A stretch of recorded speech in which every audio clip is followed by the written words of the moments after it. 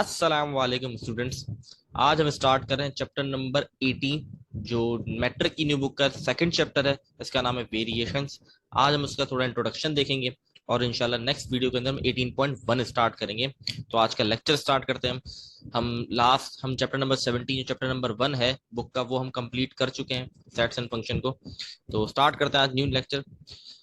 तो सबसे पहला जो टॉपिक इसके अंदर आता है वो है रेशो का। तो रेशो क्या होते हैं वो देखते हैं, ये बुक का ही कंटेंट है तो उसी से हम पढ़ेंगे। तो ratio is a comparison of two quantities. Ratio जो होता है comparison of two quantities having same unit. दो क्वांटिटीज के दरमियान हम कंपैरिजन करते हैं, रेशो उसको कहते हैं, लेकिन सेम यूनिट के होने चाहिए। It is a relation between two quantities of same kind, मतलब दोनों सेम काइंड के होने चाहिए। एग्जांपल देखते हैं आगे। In other word ratio mean what part of one quantity is of the other. If A and B are two quantities of the same kind, B is not zero, then the ratio of A and B is written as A. तो हम ratio को किस तरीके से लिखते हैं? Basically ratio क्या है? कंपैरिजन होता है दो क्वांटिटीज के दरमियान, दो किसी भी तरह क्वांटिटीज हो लेकिन वो दोनों सेम यूनिट्स की, उसको हम रेशियो कहते हैं। अब उसकी कंडीशन है A and B are two quantities, अगर ए और बी दो क्वांटिटीज ऑफ सेम काइंड की, तो बी इज नॉट जीरो, मतलब बी जीरो नहीं होना चाहिए। तो इसको लिखने का तरीका ये है, ए ये रेशो का साइन है जो बीच में लगा हुआ है दो डॉट, ठीक है। हम ऐसे भी लिख सकते हैं और ऐसे भी इसको फ्रैक्शन की फॉर्म में भी लिख सकते हैं, ठीक है। अब इसी एग्जांपल गिवन है, if in a class there are 13 boys and 8 girls, then the ratio of the number of boys to the number of boys to the number of girl can be expressed। इसको लिखा जाएगा इस तरीके 13 ratio 8 और in fraction 13 upon 8। तो हम इस तरीके से इसको लिखते हैं रेशियो के अंदर 13 रेशियो 8 और 13 upon 8। The order of the element ratio is important. जो ऑर्डर होता है एलिमेंट्स वो बड़ा इंपॉर्टेंट है। A ratio has no unit, ratio का कोई यूनिट नहीं होता, मतलब जो आंसर निकलता है उसको यूनिट नहीं होता। इन A and B, A is called antecedent and B is called consequent। ये दो नाम बहुत इंपॉर्टेंट है क्योंकि ये एमसीक्यूज में आपसे पूछे जा सकते हैं, इसीलिए मैंने यहाँ पर इसको रखा है ताकि आप नोट डाउन कर लें। नोट्स बनाना बहुत जरूरी है इन चीजों का क्योंकि ये एमसीक्यूज में चीजें आ जाती हैं बहुत ज्यादा, और एमसीक्यूज अच्छे करना भी जरूरी होता है काफी। तो मूव ऑन करते हैं नेक्स्ट आगे। तो आई होप रेशियो क्लियर होगा आपको, comparison of two quantities with same unit, ठीक है। इसी कुछ एग्जांपल्स भी देखेंगे हम। अच्छा जी, ये आ गई एग्जांपल, बुक की एग्जांपल है, फाइंड द रेशियो। रेशियो निकालना है मैं, ठीक है। और इंपॉर्टेंट ये था, आप रेशियो दो क्वांटिटीज के दरमियान निकालेंगे सेम काइंड, मतलब सेम यूनिट हो उसका। जैसे कि आप पार्ट नंबर 1 देखें, 4 मीटर टू 900 मीटर, दोनों की जो वो है क्या कहते हैं यूनिट है, दोनों के बिल्कुल सेम है, सही है, दोनों सेम यूनिट के हैं। तो इसीलिए इसका हम रेशियो निकाल सकते हैं। कैसे निकालेंगे? यानी कि 400 मीटर टू 900, तो हमने लिखा 400 रेशियो टू 900। पहले हमने इसको डिवाइड में कन्वर्ट किया, जैसे कि हम पीछे देख चुके, रेशियो सॉरी फ्रैक्शन की फॉर्म में कन्वर्ट कर दिया। 400 डिवाइड बाई 900, जीरो से जीरो कट डाउन हो गए, तो आंसर आ गया 4/9। हम रेशियो सॉल्व करें तो हम देखेंगे 4:9 इज देयर आंसर। बहुत सिंपल सवाल था। तो 4/9 is the simplest lowest form of ratio, ये इसकी लोएस्ट फॉर्म ऑफ रेशियो है, ठीक है। तो आई होप कोई मुश्किल चीज इसके अंदर नहीं है, बहुत आसान है, ठीक है। रेशियो का अगर थोड़ा सा भी कॉन्सेप्ट है और अगर आपको समझ आया लास्ट रेशियो जो मैं समझाएगा समझ आ गया तो ये बहुत आसान है। सेकंड पार्ट देखते हैं 700 ग्राम टू 2 kg। अच्छा जी, इसका रेशियो नहीं निकाल सकते क्योंकि सेम यूनिट नहीं है, तो हमें किसी तरीके से दोनों को सेम यूनिट करना पड़ेगा, फिर हम इसका रेशियो निकाल सकते हैं। तो हम इसको सेम यूनिट करते हैं सबसे पहले। तो यहाँ पर ये सेकंड पार्ट स्टार्ट हुआ है। तो यहाँ पे बताया 700 ग्राम टू 2 kg। अब ये कुछ कन्वर्जन है। 1 kg होता है 1000 ग्राम के बराबर, ठीक है। 1 kg, ये बड़ा कन्वर्जन आनी चाहिए। 1 kg इज इक्वल टू 1000 ग्राम। अब 2 kg कितने होगी? 2000 ग्राम हो जाएगी। तो अब क्या हुआ, इसका मतलब ये है कि 2 kg बराबर होता है 2000 ग्राम के। तो सवाल के अंदर जहाँ 2 kg था वहां पे मैं पुट कर दूंगा 2000, क्योंकि रेशियो में तभी सॉल्व कर सकता हूं जब दोनों के यूनिट सेम हो। एक 700 ग्राम था, एक 2 kg था, मैंने 2 kg को कन्वर्ट कर दिया ग्राम के अंदर जो बराबर आ गया 2000 ग्राम के। तो अब मैंने 2 kg के रख दिया ग्राम। अब ये दोनों यूनिट सेम हो गए, अब मैं इसको सॉल्व कर सकता हूँ। पहले फ्रैक्शन में कन्वर्ट किया, कटिंग कर देंगे, जीरो से जीरो कट गए, तो 7/20 आंसर, मतलब 7/20 इज एन आंसर। तो सिर्फ कन्वर्जन है जो आनी चाहिए, बाकी इस काम आसान है, कोई मुश्किल नहीं है। थर्ड पार्ट को देखते, थर्ड पार्ट है ये रहा थर्ड पार्ट हमारा, 30 सेकेंड टू 2 मिनट। अब यहाँ फिर यूनिट डिफरेंट है, एक सेकेंड एक मिनट है, तो अब इसको भी देखते हैं। तो ये रहा हमारे पास 30 सेकेंड टू यूनिट, तो 1 minute is equal to 60 second, 1 minute जो होता है 60 सेकेंड के बराबर होता है। तो नेक्स्ट हमने लिखा 2 मिनट बराबर हो गया 120 सेकेंड। तो यहाँ पर 2 मिनट जो मुझे गिवन थे इसको मैं कन्वर्ट कर दूंगा 120 सेकेंड से। तो दोनों के यूनिट सेम हो गए, 120, एक 30 सेकेंड, एक 120 सेकेंड। अब इसको फ्रैक्शन में लिखा, डिवाइड किया तो 1:4 आंसर आ गया। डिवाइड में कोई मुश्किल चीज नहीं, 0 से 0 कट गया, 3 1 3, 3 4 12। तो कन्वर्जन है थोड़ी बहुत, और रेशो का थोड़ा कॉन्सेप्ट है, बहुत आसान चैप्टर है, मुश्किल चैप्टर नहीं है। अच्छा जी, यहाँ चलते हैं लास्ट पार्ट, ₹200 to 300 ग्राम। अब ये देखें, since the quantities are not same kind. अच्छा ये भी इंपॉर्टेंट है कि सेम काइंड की क्वांटिटीज हो, ये भी बहुत इंपॉर्टेंट, यूनिट तो सेम होने चाहिए, रेशियो में ये भी इंपॉर्टेंट है काइंड सेम हो। जैसे कि यहाँ पर रुपीज लिखा हुआ है, ₹200 to 300 ग्राम, मतलब दोनों का कोई काइंड सेम नहीं है। मतलब अगर केजी और ग्राम होता तो इसमें कन्वर्जन हम कर सकते हैं, यहाँ रुपीज टू ग्राम में कन्वर्जन नहीं हो सकती, ना ग्राम में रुपीज टू हो सकती है। तो ये सेम काइंड के नहीं है, इसलिए since the quantity not same kind the ratio between 200 to can not be found, मतलब इसका रेशियो नहीं निकाल सकते। तो इससे भी बहुत ज्यादा क्लियर हुआ होगा रेशियो का टॉपिक, मतलब रेशियो के बारे में क्या होता है रेशियो। तो आगे बढ़ते हैं इसको लेके, कुछ और एग्जांपल्स देखते हैं। ये एग्जांपल नंबर 1 थी, आई होप क्लियर होगी। इससे रिलेटेड 18.1 के अंदर सवाल भी हैं, तो वो भी सॉल्व करेंगे तो और चीजें क्लियर हो जाएंगी, लेकिन प्रैक्टिस आपको करना बहुत जरूरी है, आप नोट डाउन करते रहना चीजें। अच्छा जी, एग्जाम्पल नंबर 2 मुझे ये गिवन है। एग्जाम्पल नंबर 2 क्या कह रही है, find the ratio 5a+2b ratio 4a+3b if a dot b is 4:5। अच्छा भाई, एक इक्वेशन दे दी 5a+2b रेशियो 5a और 4a+3b, ठीक है। और फिर क्या है, फिर इफ, फिर एक चीज कंडीशन दी ए डॉट बी, मतलब ए अपॉन बी बराबर है 4/5 के। अगर इसको मैं फ्रैक्शन में लिखूं तो ये इस तरीके से लिखा जाएगा, A upon B is equal to 4/5। सबसे पहले जो गिवन था मैंने वो लिखा, ये मुझे गिवन था, मैंने इसको फ्रैक्शन में कन्वर्ट किया, सही है, फ्रैक्शन में कन्वर्ट किया, ये मेरा फ्रैक्शन में आ गया। अब जो स्टेप्स किए वो बड़े गौर से सुनने पड़ेंगे। वो क्या किया, हमने डिवाइड कर दिया न्यूमिनेटर एंड डिनोमिनेटर को बाय बी, मतलब जो न्यूमिनेटर में वैल्यू है और जो डिनोमिनेटर में वैल्यू है हमने इसको बी से डिवाइड कर दिया। अब ये क्यों किया, ये देखें, सबसे पहले स्टेप दिखाता हूँ। ये न्यूमिनेटर था, इसको बी से डिवाइड किया, ये डिनोमिनेटर इसको बी से डिवाइड किया। फिर हमने क्या किया, एलसीएम ब्रेक किया हुआ है, ये देखें ये एलसीएम में इसको बी है, इसको ब्रेक कर दिया, तो ये हो गया ए अपॉन बी, ये भी हो गया बी अपॉन बी, ये हो गया ए अपॉन बी, ये हो गया बी अपॉन बी, ये बी से बी कट गया, ये बी से बी कट गया।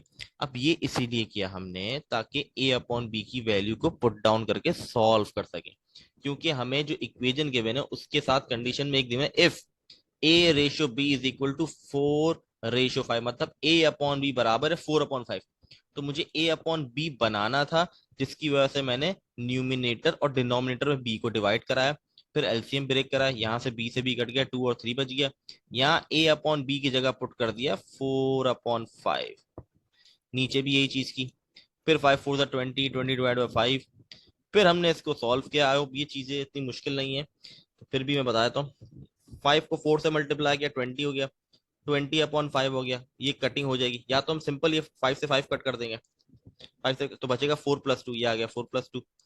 नीचे क्या होगा, कटिंग होना पॉसिबल नहीं है, तो 4 4 16, तो 16 डिवाइड बाई 5 प्लस 3, 4+2 हो गया मेरे पास 6। नीचे एलसीएम लेंगे, ठीक है, एलसीएम में 5 3 31 और 5 3 15, सॉरी 15 प्लस 16 हो गया 31, 31/5।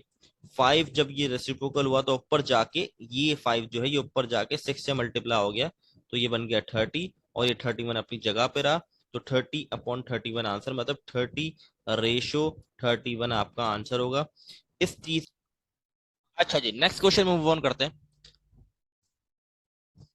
Example number 3, find the value of m when the ratios 3m plus 5, ratio 5m, 4m plus 3 and 2 ratio 3 are equal। अभी कह रहा है m की वैल्यू फाइंड आउट करनी है, ये जो रेशियो है ये बराबर है 2:3 के।